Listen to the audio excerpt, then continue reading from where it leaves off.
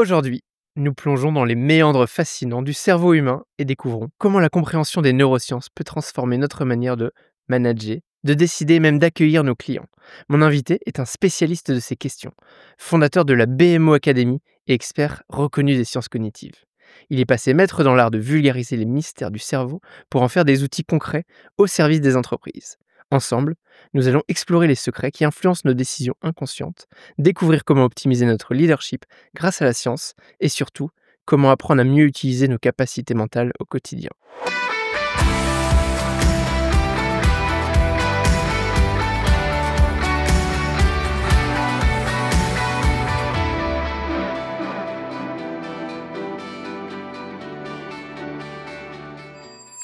Bonjour Guillaume Mathias. Bonjour Maxime. Quel programme qui s'annonce. On a pas mal de choses à voir ensemble, je crois.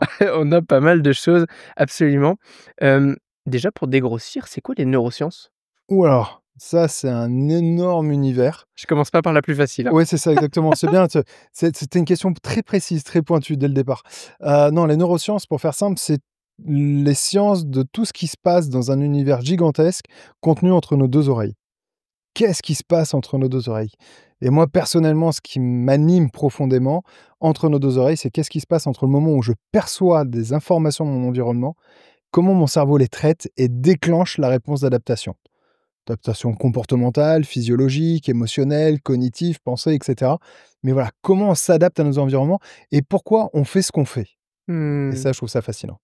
Alors moi aussi, pour tout te dire, ce sont des sujets qui me passionnent probablement depuis moins longtemps que toi, mais je voudrais bien que tu me dises comment tu en es arrivé là et un petit peu qui tu es. Alors, on va essayer de faire super court. J'ai commencé à me plonger dans cette passion-là un peu par hasard, vers 16 ans, où je faisais partie d'un lycée spécialisé où j'avais cours que le matin, avec une chance terrible, c'est de pouvoir appréhender des environnements complexes assez facilement. Mais donc forcément, quand tu penses un peu différemment, que tu te poses des questions que les autres ne se posent pas, pourquoi tu fonctionnes comme ça? Et devant la porte d'entrée de mon lycée, j'avais la porte d'entrée de l'université de sciences cognitives et j'ai découvert, je peux l'avouer maintenant, que je pouvais me taper l'incruste, dans les cours magistraux. Ce qui fait que j'étais en seconde le matin et j'étais dans les amphis des cours de sociologie, d'ethno, de sciences comportementales, de sciences cognitives les après-midi. Excellent. Et pour le coup, j'y restais de midi à 20h, 21h. Et donc, si tu calcules, j'avais 4 heures de cours le matin en seconde et je m'avalais entre, allez, 6 et 9 heures de cours l'après-midi dans les amphis. Donc d'un côté, il y a ceux qui sèchent les cours et toi, tu prenais leur place en fait dans les amphis gratuitement. C'est exactement ça. Et je trouvais ça absolument fascinant et de plonger vraiment au départ, dans les sciences cognitives avec une approche très transversale des sciences Ouais. cognitives. Et dans les sciences cognitives, on traite, le flux des informations. Comment les flux sont traités, comment la pensée est traitée. Mais moi, ce qui m'a intéressé au bout d'un moment, c'est pas le tout d'avoir des flux de pensée, c'est qu'est-ce qui en est à l'origine? Comment on les perçoit? Comment elles sont impulsées? Comment les tensions sont créées? Et ça, c'était côté médecine. Donc on m'a connecté côté médecine, qui sont des protocoles de recherche qui n'ont absolument rien à voir. Et après mon job et le gros de mon job, ça a été de connecter ces 2 domaines de sciences pour pouvoir avoir un modèle puissant de compréhension du comportement humain. Voilà. Mmh. En résumé, c'était ça. C'était il y a 20 parce que ça fait quelques années que je dis c'était il y a 20 ans, mais en fait, si j'y réfléchis bien, maintenant, je vais en faire 42 et j'avais 16 ans quand ça a démarré. Waouh! Donc ça fait 26 ans bientôt, ouais. Et tu étais déjà à Bordeaux à l'époque? J'étais déjà à Bordeaux, ouais. J'étais déjà à Bordeaux, ceux qui connaissent un petit peu Bordeaux, c'était place de la Victoire, ça parlera à pas mal de monde Très bien. et ça a démarré là. Parce qu'on peut être un peu chauvin quand même. Je le dis pas assez souvent, mais je vis à Bordeaux. Beaucoup s'imaginent que je suis à Paris, parce que c'est vrai que beaucoup du marché hôtelier, dans mon cas, est très parisien. Mais je vis ici, donc c'était l'occasion idéale. Normalement, mes épisodes, ils se font dans des hôtels. Alors toi, tu avais pas d'hôtel malheureusement, ça fait pas partie de ton corps de J'ai prévu métier. d'en acheter un, mais c'est pas pour tout de C'est suite, pas il va pour falloir tout de quelques suite. mois. Tu me rappelles à ce moment-là, on fait un épisode 2 et donc on est au studio, alors ça s'appelle le Reset Club, hein, pour les bordelais qui veulent, visiter. Donc merci de nous mettre à disposition ce bon matériel et je suis content parce que ça nous permettra d'avoir un audio de qualité, et un peu de vidéo derrière. Pour reprendre sur ton parcours, comment après enfin, tu t'es diplômé, tu t'es formé et surtout pour arriver jusqu'à aujourd'hui où tu as une école de formation, je sais pas exactement comment tu l'appelles, mais un peu de nous distiller ce parcours-là? Bah, en fait, si tu veux, quand je me suis intéressé à ça, moi, c'était de la curiosité. À aucun moment, j'ai pensé un jour que j'en ferais un métier. Ouais. Sauf que, bah, au bout de 3 ans, heu, Officiellement, j'étais censé passer le bac, mais j'étais tellement passionné par ça que je vais faire un aveu, j'ai foiré mon bac la première année parce que j'étais déjà maître de conf à la fac là-dessus, sur des sujets, C'est fou. très précis. Mais ça me passionnait tellement que franchement les cours que j'avais au lycée, alors c'est bien, hein, c'est une culture G, hein, qu'il faut et qui est nécessaire, et si jamais on a un jeune public qui nous regarde, surtout suivez bien les cours, Aller ne à suivez l'école. pas le show, voilà, ne suivez pas le show, mais finalement en faisant des interventions là-bas, j'ai été repéré par la direction générale pour l'armement et ils m'ont dit: «OK, votre théorie elle est super, mais concrètement sur le terrain, ça donne quoi?» Je leur dis: «Bah, c'est censé donner ça, mais je l'ai jamais testé». Ils m'ont dit: «Bah, ça tient bien la route quand même ce que vous avez créé, on aimerait bien pouvoir le tester concrètement sur le terrain. Est-ce que ça vous dit d'être formateur?» Alors à l'époque, c'était à La Trenne, qui est pas très loin de Bordeaux, Oui. et on m'a proposé d'être, formateur là-bas et de tester en fait ces modèles-là, concrètement sur des Mmh. unités militaires. Alors ce qui était drôle, c'est que moi à l'époque, du coup, j'avais quoi? J'avais 20 ans et je me retrouvais en face de moi avec des bonhommes qui ont 45 ans, 25 ans de carrière. Ils avaient plus de carrière militaire que moi d'âge de vie, Stage de vie, ouais. et moi j'arrivais pour leur donner des modèles, si tu veux, sur la compréhension du comportement humain. Donc autant te dire que tu arrives pas en faisant le fier, concrètement, et en fait, c'est super bien passé et les résultats étaient vraiment là derrière, hyper concrets, hyper efficaces, Mmh. et là, d'un seul coup, bah, ça a émergé de l'idée de se dire, bah, ce qui était des modèles plus de curiosité, finalement, ont une vraie force d'impact, ont un vrai Ouais. intérêt pour les gens. Et après, je suis passé du domaine militaire au domaine, privé l'année suivante, avec une petite fierté quand même à l'époque à 20 ans, c'est que j'avais été évalué meilleur formateur du centre de la Traîne, Excellent. alors que Et tu avais en plus jamais été formé à être formateur, qui est aussi absolument un pas. métier. Non, mais c'est après, c'est de la passion, tu Bien vois? sûr. Et j'y allais Mais vraiment il y avec a des gens passion. passionnés qui sont très mauvais pour partager typiquement dans les sciences, tu vois, mathématiques, des sciences très poussées, des gens qui sont excellents dans leur domaine, mais pour transmettre, ils sont mauvais. Donc c'est-à-dire que toi, tu avais quand même déjà une fibre pour la communication et le partage. Alors j'ai une double passion. J'ai une passion, pour le cerveau humain et la compréhension Ouais, de ce fonctionnement-là, mais en même temps, de fait, c'est une passion humaine. Et donc, je suis aussi passionné de l'individu que j'ai en face de moi. bien sûr. Et et et moi, ce qui m'intéresse, c'est qu'est-ce qui se passe dans son cerveau à lui, là? Comment Mmh. lui se crée ses représentations? Qu'est-ce qui l'amène à se mettre en mouvement? Et comment est-ce que je peux lui donner les moyens à lui de pouvoir mieux connaître autrui et pouvoir créer une interaction différente? Et la passion, elle est vraiment là. Et alors, je comprends que cet exercice avec, l'armée donc a fonctionné, a donné ses preuves. J'imagine que ça t'a mis le pied à l'étrier pour la suite. Tu t'es pas dit: «Je vais faire la voie qui paraîtrait logique de devenir, neuroscientifique ou de faire une carrière médicale là-dedans». Tu as voulu prendre un chemin de travers, surtout à une époque où j'imagine enfin, les neurosciences, c'est quand même tendance depuis pas très longtemps. Ouais. Alors si, l'envie a été là, en fait, c'était même une suite logique. Moi, j'avais envie de pouvoir faire un doctorat en sciences cognitives et médecine en même temps. Sauf que j'avais pas le droit. J'avais pas le droit et c'était, exclusif, l'un de l'autre, et donc à un moment donné, on me dit: «Il faut que tu fasses un choix. Soit tu fais un doctorat en sciences cognitives, soit tu fais médecine». Et moi, non, ça avait pas d'intérêt. Ni l'un ni l'autre isolément ne m'intéressait. Donc j'ai décidé de continuer, mais non institutionnalisé. Et de toute façon, ça faisait déjà 3 ans que j'étais un passager clandestin. Je m'étais fait choper par un maître de conf qui a failli me foutre dehors, un coup de pied aux fesses. Fouf, j'ai eu le temps de lui présenter ce que je faisais, il y a trouvé un intérêt, et en fait, j'étais pris sous son aile et puis après sous des confrères, derrière, où il me nourrissait à mort en bibliographie pour me dire: «Bah, si tu veux creuser, il faut que tu lises ça, ça, ça, ça». Donc je passais mon temps à la BU, Mmh. bibliothèque universitaire, et il s'est passé la même chose côté médecine, en fait. Tu veux, j'étais vraiment un passager clandestin des 2 côtés, Et oui. mais pas seul. Et donc, moi, c'est la jonction des 2 domaines de sciences qui nous permettait vraiment d'avoir une vision nouvelle forte, très, très forte, de la compréhension du comportement humain. Donc, non, je pouvais pas choisir entre les 2. Donc j'ai décidé de pas être institutionnalisé, et de toute façon, déjà à 20 ans avec les modèles qu'on avait à l'époque, aujourd'hui, depuis 20 ans, on a pu les pousser, les perfectionner, mais déjà ils étaient extrêmement efficaces. Et donc moi, le but du jeu, c'était pas de faire de la recherche, c'est de faire de l'application de recherche. Mmh. Par contre, toujours fondé, de façon forte sur la méthode scientifique. C'est, qui est pour moi un garde-fou, parce Oui, qu'aujourd'hui, on voit des recettes miracles qui émergent de partout. ouais. Hem, C'est très marketing, hein. c'est hyper marketing, Des raccourcis, pour, tout réussir, c'est ça, et donc si tu veux, ça a été le fond de la démarche, et encore aujourd'hui, hein, d'ailleurs, hein, je continue encore à m'avaler des thèses, des comptes rendus de recherche, d'être, on m'implique aussi assez régulièrement sur des protocoles de recherche. Alors non pas pour mener le protocole, mais pour nous assurer, alors c'est un peu technique, mais des afférences et d'inférences in situ. C'est-à-dire que d'habitude, beaucoup de recherche se fait en laboratoire, mais quand tu le mets dans la condition réelle des environnements, on ne peut pas isoler les facteurs. Donc il faut être capable d'identifier les facteurs pour voir l'impact que ça va avoir sur l'étude. Tu vois, c'est le genre de choses avec lesquelles je peux m'amuser et donc je continue encore et toujours avec mes équipes à perfectionner, à remettre en question permanente, les modèles que l'on a. Au-delà des résultats, les résultats sont là et ça cartonne, mais n'empêche qu'on peut toujours aller plus loin, on peut, continuer à creuser. La science progresse, on essaye de progresser avec elle. Mmh. On va, avancer un petit peu là-dedans, mais je suis en train de me dire que nos insiders, tu vois, qui est mon audience, sont peut-être un peu perdus parce que nous, on est sur un podcast plutôt hôtelier, on parle d'excellence de service. C'est mais attends, c'est OK, il parle de sciences que sont les neurosciences, il essaye de nous l'expliquer. Comment est-ce que d'après toi, il peut y avoir donc des applications concrètes entre ce que toi tu as étudié et ce que nous on fait dans notre métier, d'hospitalité? Ah! Vous êtes au plus près, au plus cœur de l'humain. On peut pas être plus proche de l'humain et toute la puissance de ce que vous faites et toute la noblesse de votre métier, c'est de comprendre l'humain qu'on a en face de nous Mmh. et les neurosciences sont un outil fantastique pour comprendre cet autre qui n'est pas moi. Qui est cette personne en face? Et vous le savez très bien, si jamais, vous mettez en place un service ou un produit qui vous fait plaisir à vous, ça ne sera pas celui qui fait plaisir à votre client.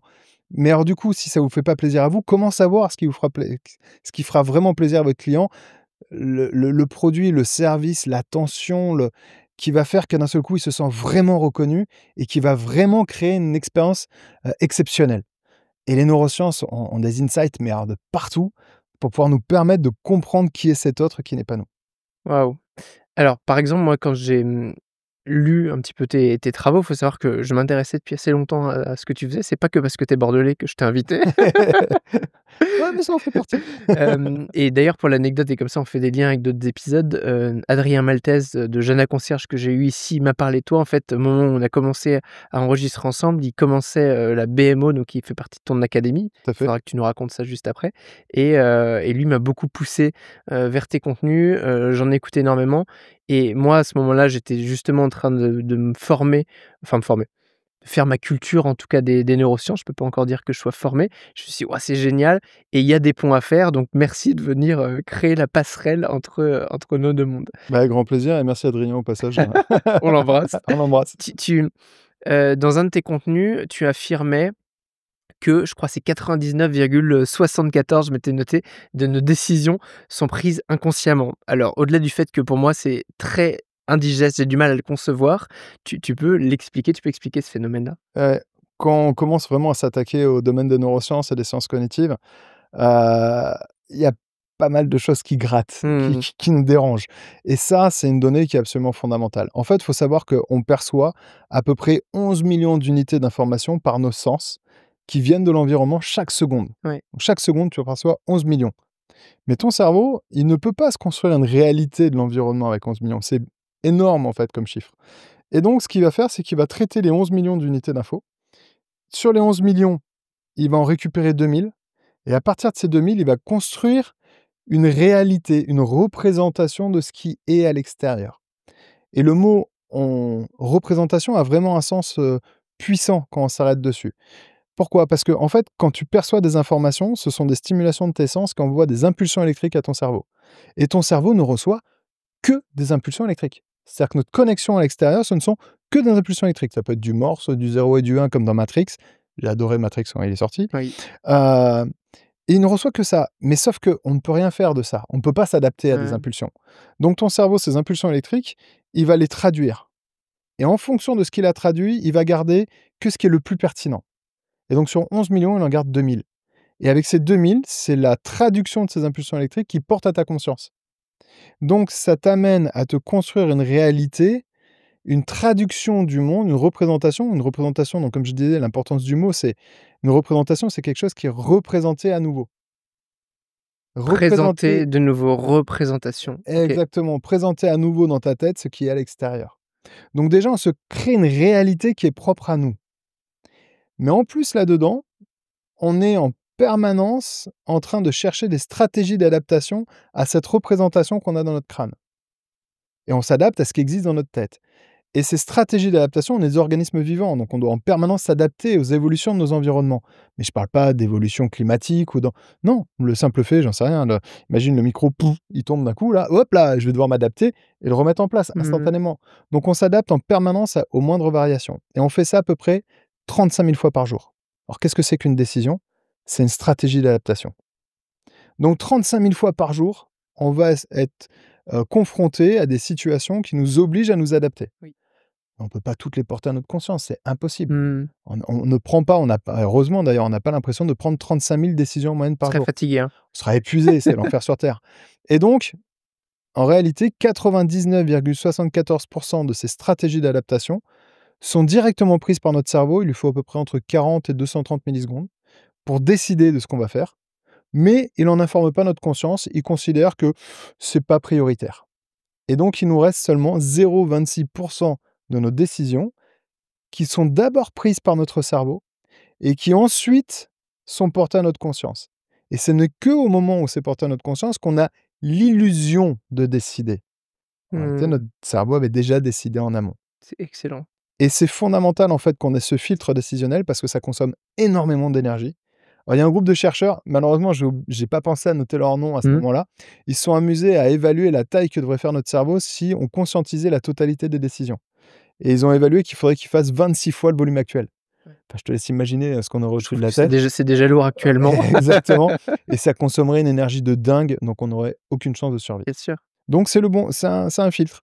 Et avec les 0,26 qu'on a à l'heure actuelle, bah, on voit déjà tout ce qu'on Mmh. arrive à faire, ce qui est déjà grand. Donc là, ce que tu nous présentes sont des chiffres scientifiques, hein, qui viennent pas de toi, mais que tu as Ah oui. réinterprétés et que tu expliques et que tu vulgarises en plus à ta manière pour que des gens comme moi typiquement arrivent à bien les comprendre. Je crois que tu as développé des méthodes un petit peu pour travailler avec ça puisque quand on a cette information, au-delà du fait de dire: «Ouais, c'est sympa, je sais qu'il y a que 0,26, décisions par jour, que 0,26 que je prends consciemment». Hem, Comment est-ce que c'est quoi les outils qu'on peut utiliser pour utiliser cet élément-là, cette information et peut-être hacker son quotidien, améliorer son quotidien? Alors, en fait, ce qui est hyper important, c'est vraiment de comprendre cette logique des 2 temps décisionnels. On perçoit 11 millions d'unités d'information, c'est Mmh. traité par notre cerveau et ça arrive dans, on va faire simple, le système limbique, c'est en plein cœur de notre cerveau et c'est lui qui va déclencher le premier temps décisionnel. Le tout premier. Et il lui faut, comme je le disais, entre 40 et 230 millisecondes. Ensuite, il va le porter à notre conscience et on va rationaliser. Or, tous nos outils, toutes nos approches empiriques, tout ce qu'on a appris jusqu'à aujourd'hui, Mmh. nous apprend à adresser le deuxième temps décisionnel, pas le premier. Et donc, nous, tous nos travaux consistent à comprendre, mais comment finalement notre cerveau, dans ce premier temps décisionnel, comment il prend les décisions entre 40 et 230 millisecondes? Et quelle est cette mécanique-là? Et ça a été tout le travail de modélisation qu'on a fait. Et en fait, cette mécanique ne répond pas à la logique enfin, ne répond pas à la raison. On le sait très bien, il y a des tonnes de choses qu'on fait qui sont complètement irraisonnables. Mmh. Et donc, c'est bien l'impact du premier temps décisionnel. Mais alors, si ça répond pas à la raison, ça répond à quoi? Et donc, on a travaillé là-dessus et en fait, on s'est aperçu que il y a une logique. Il y a une logique derrière ça. Mais en fait, c'est une logique de mécanisme d'état de tension. En fait, ton cerveau crée des états de tension pour te pousser à te mettre en mouvement. Et c'est au moment où l'état de tension est déclenché que ça va être dans 0,26 ça va être porté à ta conscience, mais c'est ta conscience qui va venir Mmh. poser dessus une raison. Et donc nous, on vient travailler sur ces états de tension qui sont déclenchés par des neurohormones ou des neurotransmetteurs et on a étudié dans quelles conditions est-ce que ces neurohormones ou ces neurotransmetteurs sont déclenchés. Et donc quand on comprend dans quelles conditions ces neurotransmetteurs sont déclenchés, on comprend les états de tension et on comprend de fait les comportements humains. Et c'est avec ça qu'on vient jouer. Incroyable. Et pour être très concret, pour nos hôteliers restaurateurs, hem, par exemple, dans le cadre du management ou de la vente, on va peut-être prendre l'un après l'autre. Comment est-ce que je peux utiliser ça? Je suis manager dans mon équipe, j'ai conscience qu'il y a cette, compréhension ou que j'ai des prises de décision, inconscientes. Comment est-ce que je peux utiliser ça et peut-être d'autres éléments, dont on n'a pas encore parlé des neurosciences, à mon avantage en tant que manager? En management, pour moi, la chose la plus importante, c'est que l'individu se sente considéré. C'est pas tant qu'il ait raison ou qu'il ait tort Donc le dans ce qu'il va faire. collaborateur auquel je vais m'adresser en tant que moi manager, lui se sente considéré. Considéré, Ouais. c'est ça. Heu et souvent d'ailleurs quand les gens veulent défendre un point de vue, hein, et montrer qu'ils ont raison, en réalité, c'est pas tant de savoir s'ils ont raison ou qu'ils ont tort qui est derrière. C'est de savoir: «Mon point de vue compte. Mmh. Ce que j'ai fait, a du poids. Oui. J'ai travaillé pour amener cette raison» et c'est surtout la considération de l'humain. Mais OK, super, ça c'est une hyper rationalisation, c'est vraiment du pur temps, deuxième temps décisionnel, c'est me créer une raison de. Mais c'est pas ça qui le met en mouvement. Et alors du coup, la considération, comment fonctionne la considération dans notre cerveau? On sait que la considération est en corrélation directe avec la production d'un neurotransmetteur qu'on appelle la sérotonine. Plus ton cerveau va produire dans un environnement de la sérotonine, plus l'individu va se sentir considéré. Ça va monter l'estime de lui-même et l'envie d'engagement. Et voilà, et puis la niaque d'y aller avec passion. Pourquoi? Parce qu'il est considéré, il se sent à sa juste place. OK, on sait que c'est la sérotonine, mais avec ça, t'en fais rien. Nous, ce qu'on a étudié, c'est dans quelles conditions est-ce que l'individu produit de la sérotonine. Or, si je te la fais en résumé, on produit de la sérotonine quand on est reconnu dans ce qu'on revendique être. Donc qu'est-ce qu'on va apprendre aux managers? C'est déjà à détecter la revendication de l'individu. Qu'est-ce qu'il est en train de revendiquer en ce moment? Mmh. Et ça sert à rien de reconnaître quelqu'un sur quelque chose qu'il ne revendique pas.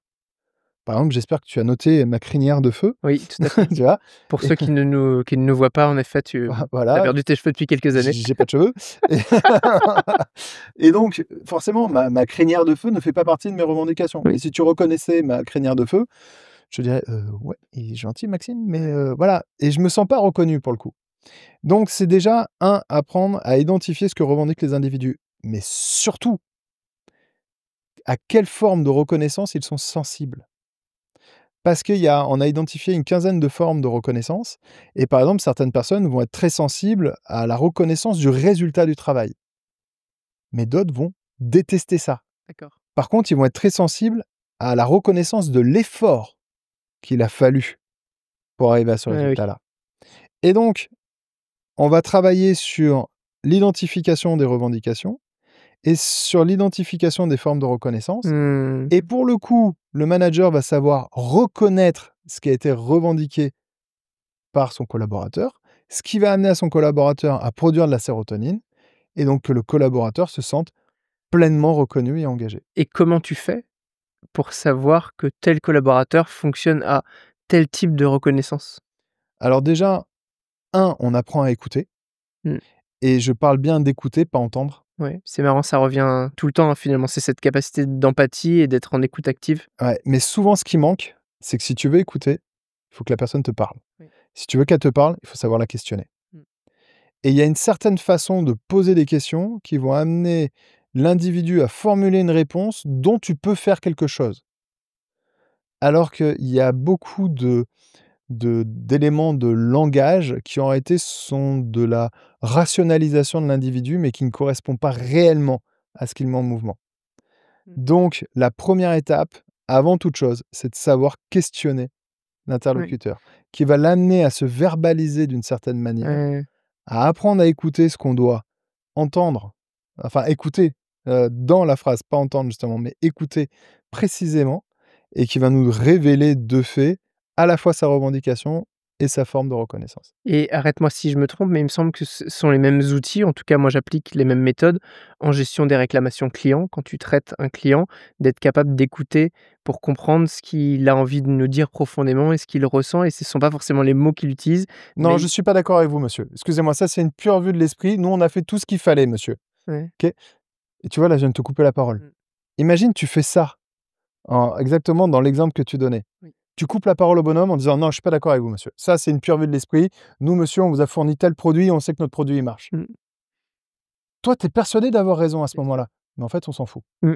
Et c'est exactement, je te laisse poursuivre dans ce que tu allais dire, mais j'ai voulu matérialiser, en fait, l'erreur classique qui est faite. C'est que celui qui est là pour, recevoir ce qui s'est passé, coupe parce que lui-même veut se revendiquer et dire que non, lui, il est pas en défaut. Mmh. Et mais on voit ça, alors là, je te l'ai fait de façon Mais c'est violente et très drôle parce que caricaturale, mais c'est exactement, ce que tu dis là que j'utilise en formation. On n'écoute pas pour avoir raison, mais déjà juste pour écouter et il s'agit pas d'avoir raison et le dernier mot, mais il s'agit que le client à la fin soit content. Particulièrement quand on fait de l'hospitalité, on n'est pas des juges. L'objectif, c'est pas de dire: «Tort, raison, amende, pas amende», mais c'est d'avoir quelqu'un qui est satisfait et ça passe par être capable de le comprendre, parfois un peu, s'oublier, en tout cas avaler son ego. Je sais pas si toi tu as un avis par rapport à ça, mais parce que pour atteindre mon objectif, j'ai aussi besoin d'être plus dans l'écoute que dans le parler. Hop, hop, hop, j'interromps quelques instants votre visionnage de l'épisode, simplement pour vous dire que Vous êtes de plus en plus nombreux à me suivre sur YouTube et je vous en remercie. Vous l'avez vu, je mets beaucoup d'énergie pour que tous les épisodes soient filmés depuis le début de l'année 2024. Pour m'encourager, pensez à mettre un like et si vous n'êtes pas abonné, faites-le. Vraiment, ça m'aide beaucoup et ça me permet de continuer de grandir et de vous proposer des épisodes toujours plus qualitatifs. Allez, je vous arrête pas plus longtemps et retour à l'épisode. En fait, ça amène un concept, on a un mot fort chez nous, on dit qu'on s'amuse à former des égociateurs. D'accord? Des égociateurs, ce sont des gens qui gèrent et qui accompagnent l'ego des autres. Mais pour pouvoir rentrer en posture d'égociateur, il faut apprendre à mettre de côté notre propre ego. Alors réfuter notre ego serait en soi une erreur, parce que tu n'arriveras pas à aller à l'encontre de toi. Par contre, si tu fais de toi une personnalité qui revendique vouloir d'abord satisfaire l'ego de l'autre, Mmh. alors ça devient toi. Mmh. Et en privilégiant l'ego de l'autre, tu nourris le tien.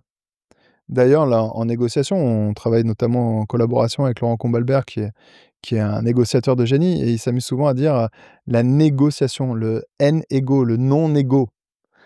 Tu vois, on est vraiment dans le fait d'abord, on doit mettre de côté notre propre ego pour pouvoir nourrir celle de l'autre. Et parce que l'autre, à un moment donné, se sent reconnu, alors il sera prêt à nous reconnaître dans notre posture. Mmh. Et c'est toute l'intelligence qu'on doit faire sienne, et là, pour le coup, nourrir vraiment notre ego à nous. C'est d'avoir cette force d'intelligence de se dire: «Je ne passe pas en priorité. Je vais manœuvrer plus de façon plus malicieuse, plus tactique que mon interlocuteur qui arrive bien en train pour se revendiquer lui. C'est OK, je vous laisse prendre la place. Allez-y, prenez toute la place. Revendiquez tout ce que vous avez à revendiquer et je vais reconnaître ce que vous dites». J'ai pas dit que vous êtes que je suis d'accord. Bien sûr. Je dis que je reconnais ce que vous vivez, Mmh. et parce que je le reconnais dans sa revendication, alors il va s'apaiser, et à ce moment-là, je vais pouvoir commencer à être et à l'accompagner derrière. Excellent. Et j'en profite, je vais poser toutes mes Vas-y, questions, je t'en prie, fais-toi plaisir. philosophiques. Il y en a qui vont se dire: «Mais qu'est-ce que je fais sur ce podcast?» Alors moi, d'un point de vue des neurosciences, c'est quoi l'ego? C'est le taux de concentration de sérotonine que tu as dans le sang. Plus tu vas avoir un taux de sérotonine élevé, moins tu vas avoir plus ton ego va être satisfait, moins tu auras besoin de te revendiquer. En fait, c'est tout le paradoxe. Tout le monde n'arrête pas de dire: «Il faut faire taire l'ego, il faut faire taire l'ego, machin, il faut mettre». Non! On en a besoin. L'ego, c'est le taux de concentration de sérotonine qu'on a en nous, et ce taux de sérotonine, il est fondamental pour plusieurs raisons. La première, c'est celle qui va te permettre, si c'est bien stabilisé, d'accéder à un ressenti physiologique qu'on appelle le bonheur. On est tous en quête de bonheur. Mmh. Donc en réalité, on est tous en quête d'avoir une production modérée, haute de sérotonine. La sérotonine, c'est aussi ce qui va te permettre d'avoir l'estime de toi, Oui. de te dire: «Ah, ça c'est moi. Ça c'est moi, je suis à ma juste place, je suis dans ma juste mission, au bon endroit, au bon moment». Mais ça va plus loin, c'est que la sérotonine, si jamais elle descend, tu vas commencer à douter de toi, à plus savoir qui tu es. Est-ce que c'est vraiment moi? Est-ce que ça a du sens ce que je fais? Est-ce que et puis je me sens pas bien, je me sens pas, Mmh. j'ai l'impression de pas être à ma place, je suis pas adapté à cette société, je Ouais. suis pas, tu vois? Et ça dégringole. Mais on va plus loin. Si la sérotonine descend encore, tu vas perdre la nécessité d'être. C'est là un certain taux de concentration de sérotonine qui nous donne cette nécessité d'être. L'instinct, ce que tout le monde appelle l'instinct de survie, la nécessité à se préserver soi, eh bien, c'est lié à la sérotonine. Donc on a profondément besoin de cette Mmh. sérotonine. Et j'imagine qu'on est même capable d'identifier des taux, chiffrés de qu'il faudrait avoir dans le sang pour pouvoir être, à ce niveau de confiance en soi ou autre? Alors oui et non. Parce qu'on n'a pas tous les mêmes sensibilités, donc on ne peut pas avoir une valeur D'accord. absolue. Oui. Par Mais il y a contre, des échelles, voilà, et puis tu peux, on vient chercher ce qu'on appelle le seuil basal, c'est le seuil de base de l'individu, mmh, et en fonction des fluctuations sur ce seuil de base, oui, on va être capable de pouvoir dire, donner un suivi en fait à l'individu. Mais tu as pas une valeur, universelle. très bien.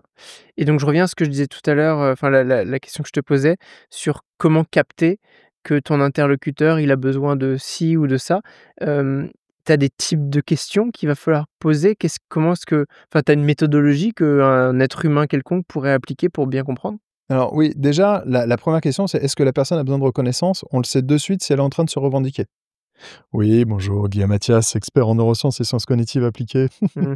On les connaît ceux-là. Voilà, voilà, on les connaît, non, mais ils sont chiants en plus, ils Jean-Michel sont chauds. Reconnaissance. C'est ça, Jean-Michel Reconnaissance. Le simple fait que, tu veux, je vienne me poser comme ça, je suis en train de me revendiquer. Si je suis en train de me revendiquer, c'est que j'ai besoin de reconnaissance. Et on va se dire: «Mais il se prend pour qui là, ce chauve là, à se la péter là?» Il est hyper égotique. Mais je ne suis pas satisfait justement dans mon ego. Mon niveau de sérotonine est bas, en fait, je suis en recherche de Mmh. reconnaissance. C'est pour ça que je me revendique. Comme dans notre société, il y a un déficit. Alors on pourrait en parler pendant des heures, on pourrait faire une thèse là-dessus, mais on vit dans des environnements et notre société nous amène à de moins en moins amener de formes de reconnaissance et donc les individus ont de plus en plus besoin de se revendiquer. Ce qui nous donne une sensation d'hyper-individualisme, de société hyper égotique. Mais c'est justement parce que les égos ne sont pas satisfaits, parce que les taux de sérotonine ne sont pas bons. La personne qui va te dire sans arrêt: «J'ai soif, j'ai soif, j'ai soif», c'est pas celle qui a le plus d'eau, c'est celle qui en a le plus besoin.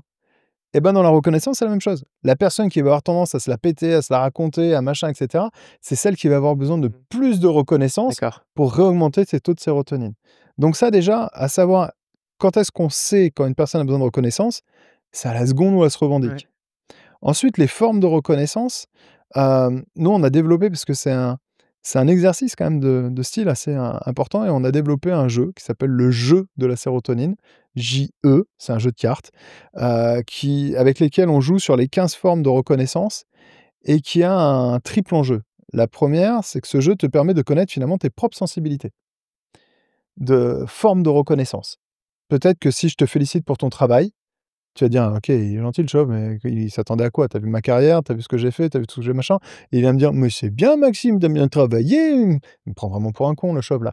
Tu vois? Pourquoi? Parce que c'est une forme de reconnaissance, non seulement à laquelle tu n'es pas sensible, mais même qui serait presque aversive. En revanche, j'en reviens à la forme, de reconnaissance qui va valoriser l'effort, en disant: «Waouh, punaise Maxime, j j'ai vu ton parcours, j'ai vu tout Mmh. ce que tu as fait, tu as démarré tôt en plus, tu as eu un parcours relativement exceptionnel, dans lequel tu as eu une persévérance incroyable. Franchement, félicitations pour cette persévérance». Et tu vois, c'est pas la même forme de En effet, reconnaissance pas du tout. et on n'est pas sensible du J'aime tout mieux de la la même deuxième manière. d'ailleurs, je préfère le dire à tous ceux qui veulent me faire des compliments, parler plutôt de l'effort, ça me parle plus. Je m'en doutais.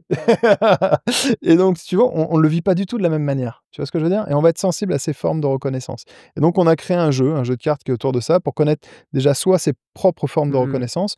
C'est un jeu aussi qui nous permet, en mode, serious game, de pouvoir aller à la découverte des formes de reconnaissance, des gens qu'on a en face.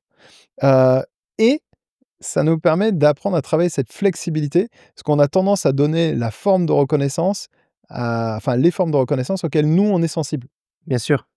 Et ouais, mais des fois ça marche pas du tout. Mmh. Ça marche pas du tout parce que nous on est sensible à une certaine forme de reconnaissance et pour l'autre ça va être carrément aversif, si tu Et veux, ça oui. va l'énerver et donc ça fait des conflits Ouais. alors qu'il y a une bonne intention.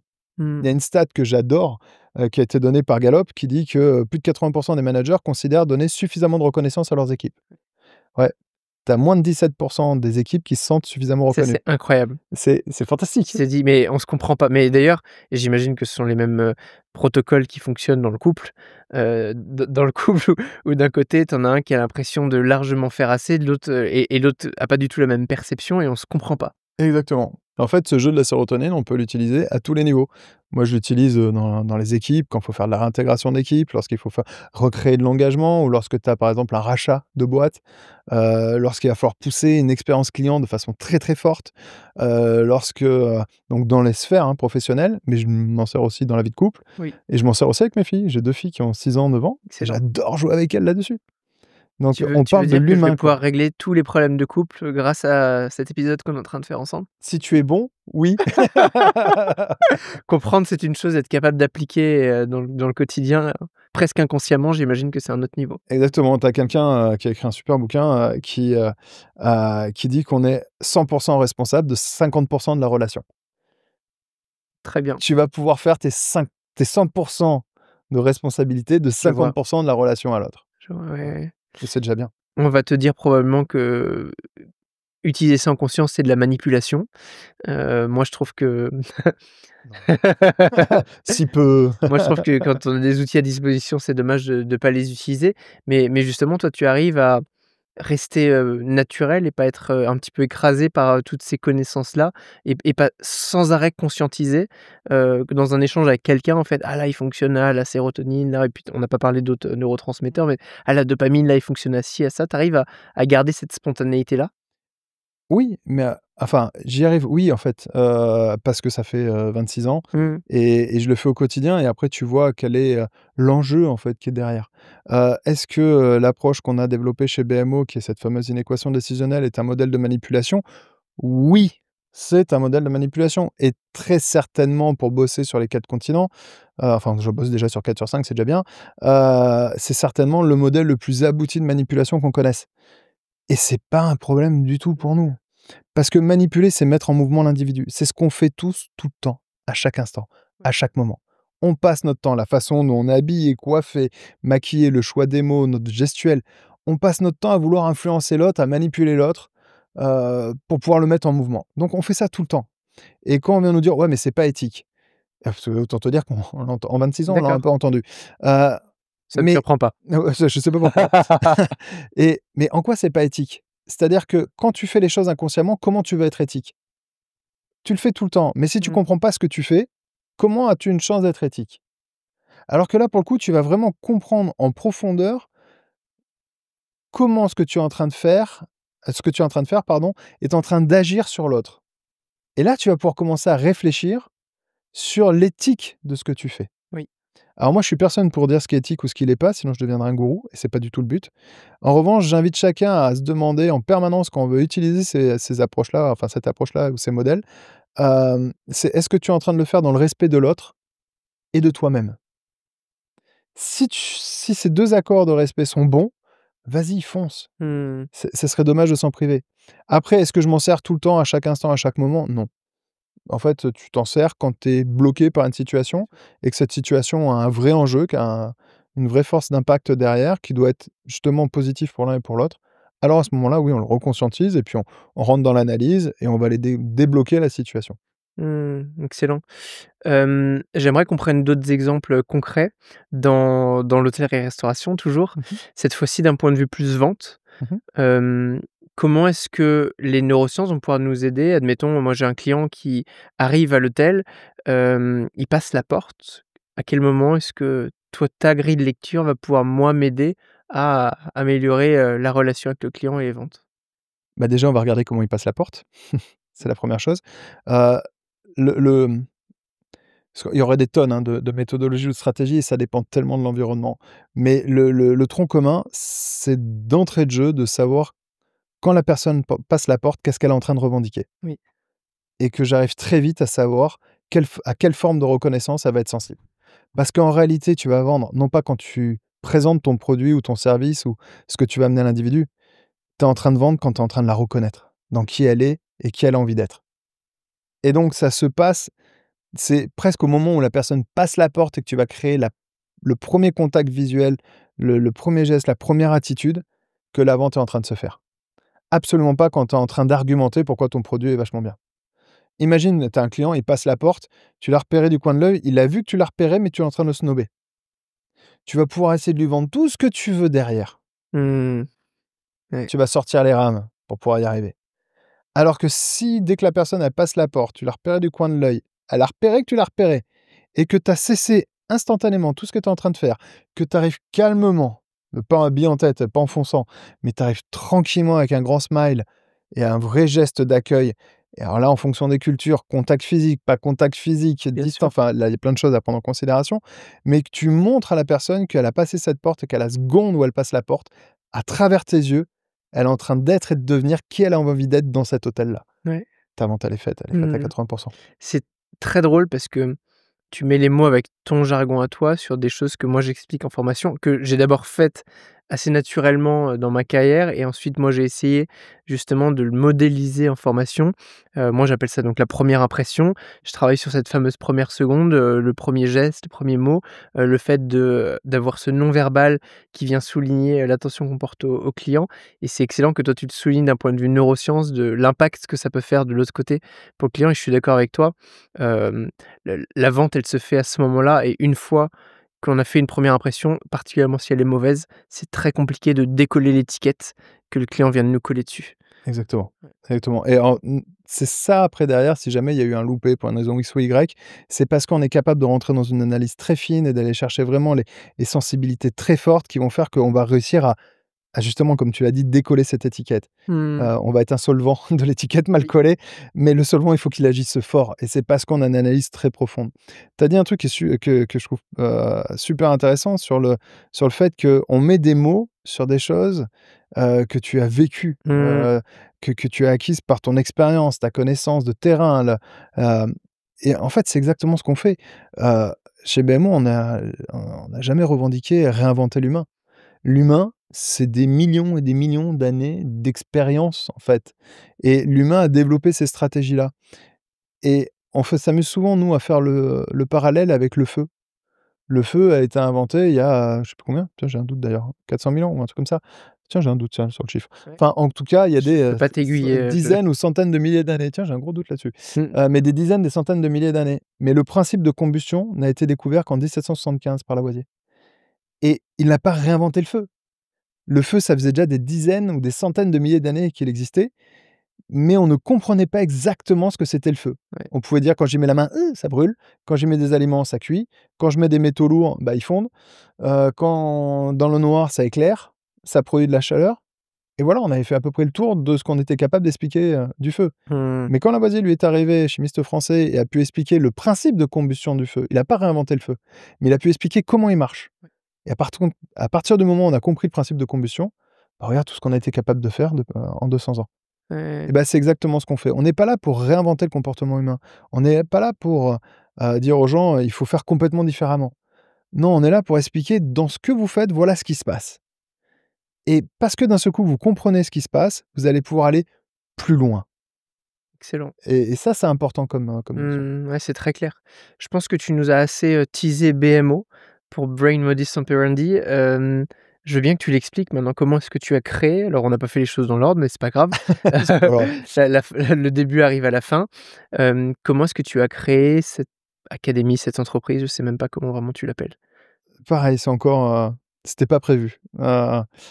En fait, ce qui s'est passé, c'est que du coup, bah, fort de l'expérience de la direction avec la direction générale pour le moment, qui a cartonné, j'ai une première boîte dans le privé qui m'a demandé, en me disant: «Écoutez, on comprend pas très bien ce que vous faites, mais est-ce que vous pouvez essayer, chez nous? Parce que voilà ce que nous on a envie de faire» et en l'occurrence, là, c'était sur des stratégies commerciales et la boîte plafonnait à peu près à 250 000, 280 000 de chiffre d'affaires, annuel et un plafond de verre depuis 4-5 ans. Et du coup, en décortiquant et en rentrant vraiment dans les stratégies, à travers toutes les connaissances qu'on avait, ben, on est passé à 2,7 millions en 1 an et demi. D'accord. Et là, c'est bon, le bouche à oreille était parti, pouf, ça a Ouais. explosé et donc je te parle de ça il y a 20 ans. Donc il y a 20 ans, moi, quand je me pointais dans une boîte, je disais: «Bonjour, Guy Matas, expert neurosciences, sciences cognitives appliquées». Le mec me disait: «Félicitations, c'est bien jeune homme, vous êtes jeune en plus, nin mais on n'est pas malade». Mmh. Et là, tu dis: «Oh putain, ça va être long». C'est alors non, je fais pas de la patho clinique, et au départ, c'était hyper long et par contre, ils voyaient les résultats de ce qu'on faisait et donc c'est toujours la même demande, c'est: «On comprend rien à ce que vous fêtes, mais est-ce que vous pouvez le faire chez nous?» Mmh. Voilà et ça a démarré comme ça et c'est parti en flèche comme ça et pendant 12 ans, en fait, j'ai juste fait de l'accompagnement conseil, consulting à état pur, sur des majoritairement dans 80 des cas, sur des problématiques, marketing, communication, vente, RH, management. C'était à peu près 80 des demandes. Après, j'avais 20 extrêmement variés, et ça cartonnait, mais vraiment et donc mon nom a circulé énormément et quand je suis arrivé à 32 ans, j'ai eu la chance de devenir une première fois papa et à l'époque, je passais plus de 200 jours par an dans les avions. Je bossais un peu partout, dans le monde et je me suis dit: «Stop, stop, stop, stop». Moi, ce que je veux avant toute chose sur terre, c'est accompagner mes filles, être présent avec ma femme, accompagner mes filles, vraiment à la vie de famille et je me suis dit: «Donc je peux plus passer mon temps dans les avions». Donc bah, ce qui m'a servi pendant 12 ans et qui a fait toutes les success stories qu'on a connues, pendant toutes ces années-là, bah, maintenant il est temps que je transmette ces clés-là aux gens. Je te cache pas que j'ai quand même eu 6 mois de réflexion à me dire: «Est-ce que je peux remettre entre les mains de tout le monde un outil aussi puissant?» Mmh. Parce que si tu peux faire des choses fantastiques avec, tu peux aussi faire des choses dramatiques. Absolument. Donc il y a une vraie question sur, la Ouais, façon ouais, l'éthique. voilà, l'éthique, Le comment on le onboard problème les n'étant gens jamais l'outil, mais l'utilisation qu'on en fait, hein. exactement et donc du coup, il y a un vrai travail de Mmh. réflexion là-dessus et ça nous a permis de créer l'académie, en fait. On a créé l'académie à ce moment-là et aujourd'hui, on est à peu près à 40-50 parce qu'aujourd'hui les équipes sont étoffées. J'ai une collaboratrice, incroyable, j'ai 2 associés, de génie, plus des équipes, rapprochées Donc très les fortes. associés, parce que tu parles de nous depuis tout à l'heure, les Ouais, c'est ça, associés, c'est ce fameux nous avec lesquels tu as créé, exactement, Brain Modus Operandi. c'est ça et donc aujourd'hui, si tu veux, on fait à peu près entre, 40-50 de formation et on reste par contre, on est des amoureux des systèmes et de l'application, terrain. Donc, on accompagne énormément, énormément de boîtes. Mmh. Moi, je m'étais intéressé en effet à un moment et je l'exclus pas du tout dans mon parcours. Ça fonctionne comment? C'est du coaching? Ce sont des cours magistraux? Comment fonctionne, l'école? Alors, je Enfin, je m'amuse continue de toujours l'appeler ouais, l'école, hein, tu me dis si tu as une meilleure on l'appelle terminologie. l'académie, mais, L'académie. ouais, c'est l'académie. Hem, on vient encore de lancer un nouveau format, en fait. J'avais passé en visio la formation 5 ans avant le covid. Là où à l'époque, on nous disait: «Oh là là, mon Dieu, mais former en visio, c'est pas possible, ça marchera jamais» et cetera. Bah, si, ça marchait même Mmh. super bien. Si tu cherches pas à faire du présentiel en visio et que tu t'adaptes à ce format-là, on avait des résultats fantastiques. Bien évidemment, pendant le confinement, bah, nous, on était déjà plus qu'en place sur la visio, donc on a eu une espèce d'accélération terrible, pendant ce confinement. Après, on a continué là-dedans quand ça s'est démocratisé et aujourd'hui, on a amené en 2025 un nouveau format où on s'est aperçu que on n'a pas vraiment de comment dire?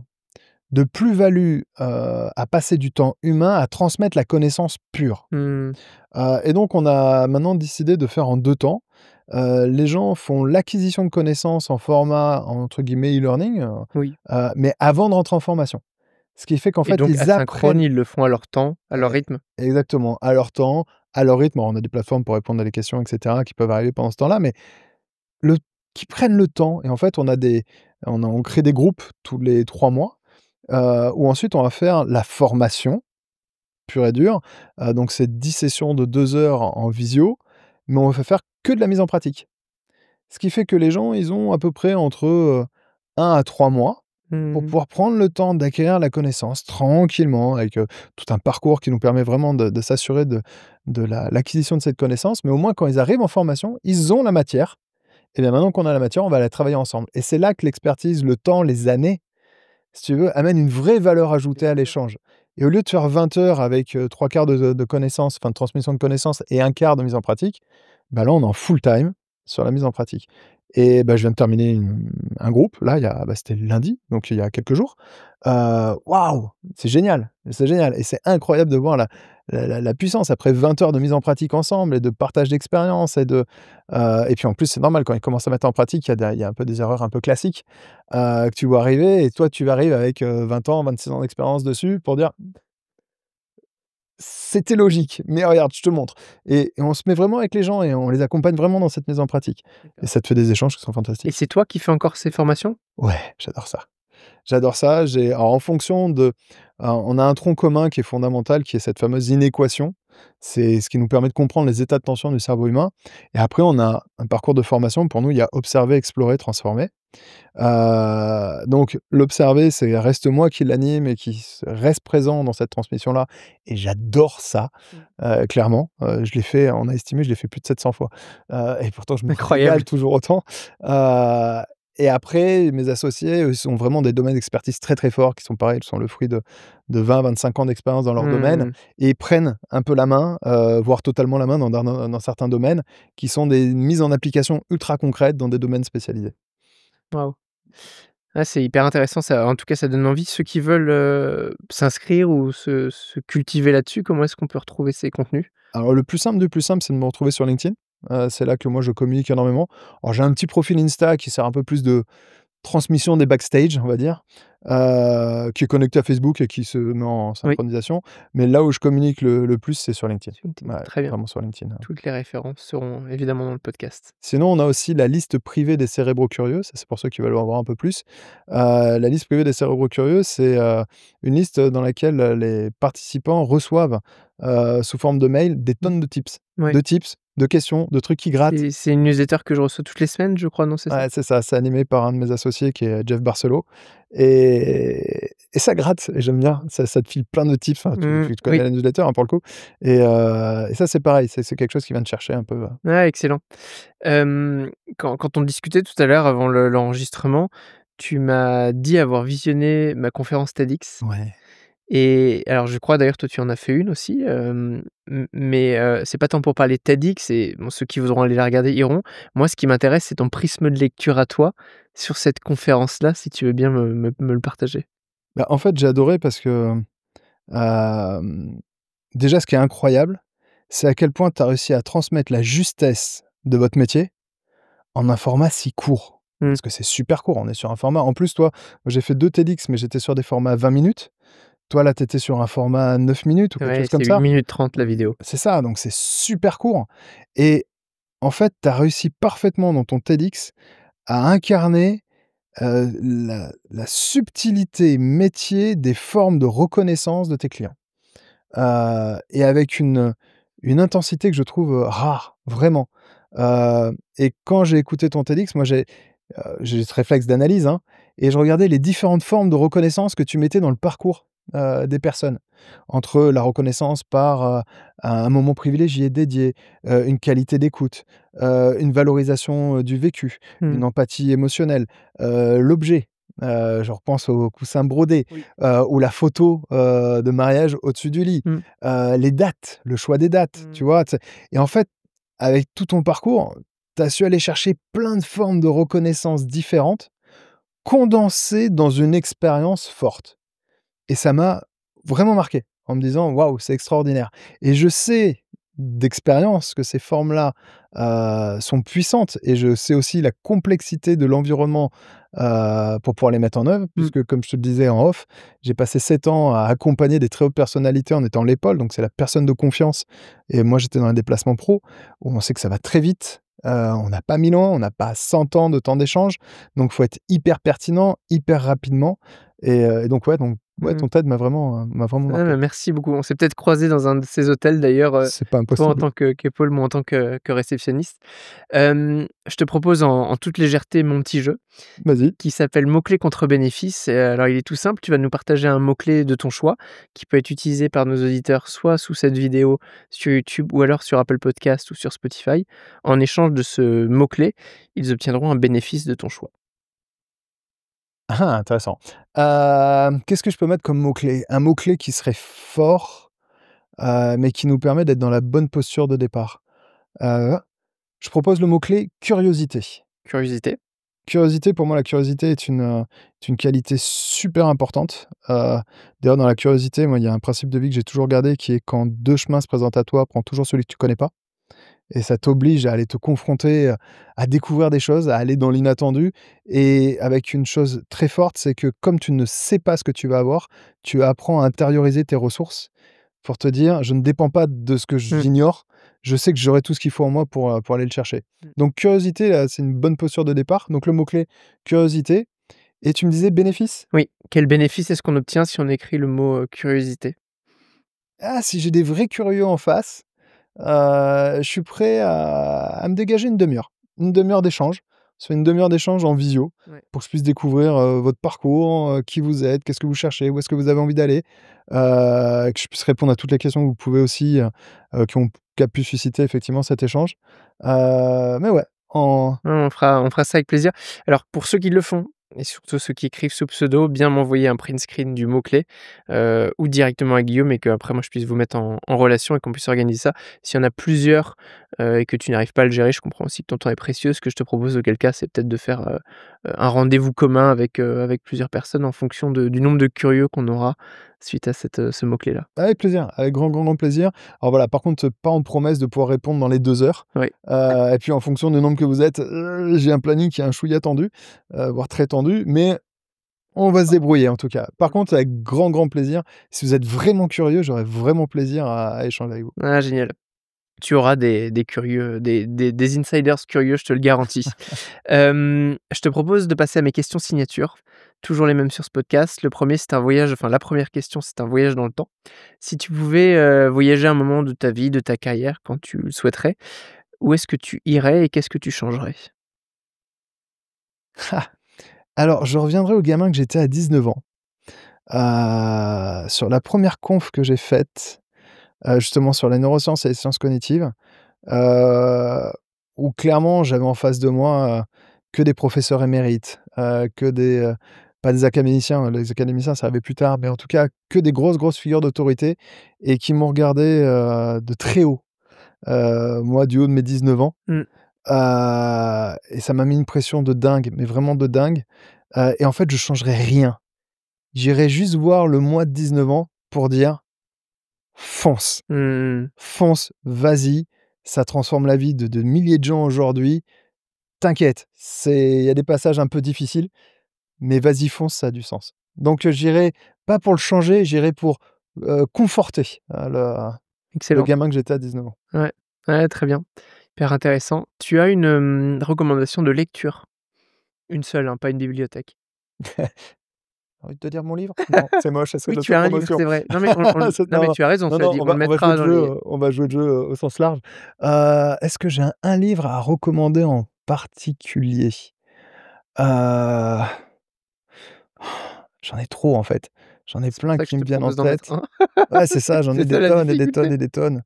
Hem, Si, il y en a un qui est vraiment, pratico-pratique. C'est pas tant un livre philosophique, mais c'est un livre qui nous permet de vraiment ouvrir nos chakras sur peut-être la qualité qui nous manque le plus, c'est, l'art du questionnement. Et j'ai collaboré avec, alors pas la rédaction, j'ai juste fait la préface de ce livre-là et c'est tous les travaux de Lionel Bélanger. Il a fait un bouquin qui est absolument fantastique, qui s'appelle, «Les techniques de questionnement» et qui nous sortent un peu des questions ouvertes, fermées, choix multiples, ou, l'hexamètre de Quintilien: qui, quoi, où, quand, comment, combien, mais qui nous ouvre un panel et une richesse, du questionnement que je trouve fantastique. Et s'il y a bien une chose qu'on a oublié de nous enseigner, dans nos parcours, c'est apprendre à vraiment questionner. Oui, je suis d'accord. Donc ouais, ça serait un bouquin technique, Mmh. mais fantastique. Excellent. Ton livre à toi, comment il s'appelle? L'influence cachée du cerveau humain. Parfait. C'est Tu de recommandes aussi? je Ça serait difficile de ne pas le recommander. Non, il est Elle est naze. Non, elle laissez elle est tomber, il elle est est nul. terrible Non, cette non, je question. connais l'auteur en plus, il vaut rien, quoi. Donc, Et dans cette, lignée ou une autre, tu as une, citation favorite? je te l'ai lâché juste avant. Quand 2 chemins se présentent à toi, Ouais. prends toujours celui que tu ne connais pas. Je dis la même chose toujours avec le chemin difficile, moi. C'est ça. Ouais, J'adore ce principe de vie. J'adore, les rencontres qu'on y fait, avec les autres, avec les environnements, avec soi-même. Heu, pour moi, c'est vraiment une boussole de vie, vraiment. excellent. Qui aimerais-tu entendre et voir sur Hospitality Insiders après toi? Ah, j'en ai plein! On a la chance d'avoir une Dis-toi communauté qu'après je pars à la extrêmement recherche de riche. ces invités-là, donc si tu m'en donnes plein, ça risque d'être long. Ça va se faire plusieurs saisons. Heu, j'ai le droit à combien? Idéal idéalement un invité. Un invité? C'est comme avec le C'est livre, c'est ça la c'est c'est difficulté. c'est terrible, c'est terrible, c'est terrible, c'est terrible. Heu, En fait, le problème, c'est qu'en te donnant un nom, je sais aussi par ailleurs toutes les pépites à côté duquel tu risques de passer. Ouais. Allez, si vraiment, je réfléchis en fait avec l'hospitalité, ce qui pourrait être le plus puissant, ça serait Alain Cabras. Alain Cabras, c'est drôle en fait, on a un parcours d'expérience et de formation qui est très similaire, très parallèle, qui s'est joué sur 20 ans, non institutionnalisé et qui va venir travailler sur la notion du «nous».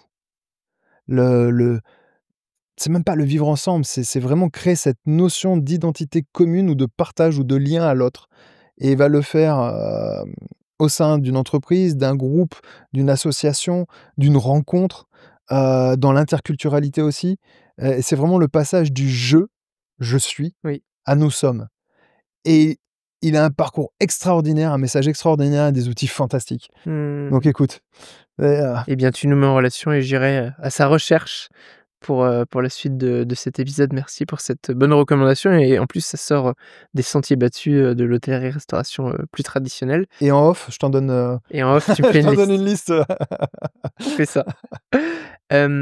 Et enfin, on va terminer sur le mot de la fin, justement. Si tu avais un tout dernier message à faire passer à nos insiders, je sais que tu en as fait passer beaucoup, et je vais évidemment te laisser passer ce message et surtout, c'est le seul moment où je ne rebondirai pas de l'épisode, sinon toi et moi, on pourrait parler pendant des heures. Donc un tout dernier message à faire passer à nos auditeurs et la parole est à toi. soyez curieux d'aller à la rencontre de vous-même et si vous vous rencontrez vraiment, alors vous saurez aller à la rencontre de vos interlocuteurs. Vraiment.